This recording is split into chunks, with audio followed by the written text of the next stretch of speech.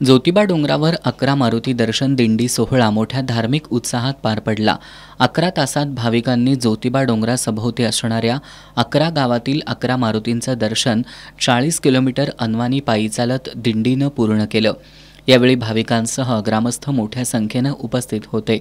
ज्योतिबा डोंगरावर 11 मारुती दर्शन दिंडी सोहळ्यानिमित्त आज पहाटे 5 वाजता ज्योतिबा देवाला अभिषेक घालण्यात आला।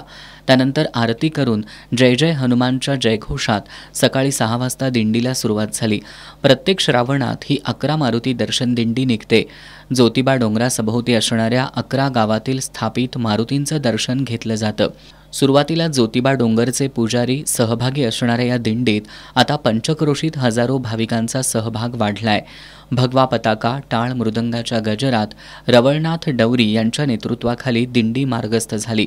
यमाई दर्शन करून दिंडी गिरोली, सादळे, पोहाळे, कुशिरे गावातील मारुतींचं दर्शन करून 1 वाजता केरली गावातील मारुती मंदिरात पोहोचली। या ठिकाणी प्रसादाचं वाटप करण्यात आलं। पुढं ही दिंडी केरले, आसुर्ले, राक्षे, दानेवाडी, जाफळे गावातील मारुतींचं दर्शन घेतलं। दिंडी मार्गावर फराळ वाटप करण्यात आलं। प्रत्येक हनुमान मंदिरात अभिषेक आरती करण्यात आली होती। त्यानंतर दिंडी ज्योतिबा डोंगरावरील ज्योतिबा मंदिरात सायंकाळी दाखल झाली। ज्योतिबा डोंगरावर आल्यानंतर आरती आणि महाप्रसाद वाटपानं दिंडीची सांगता झाली।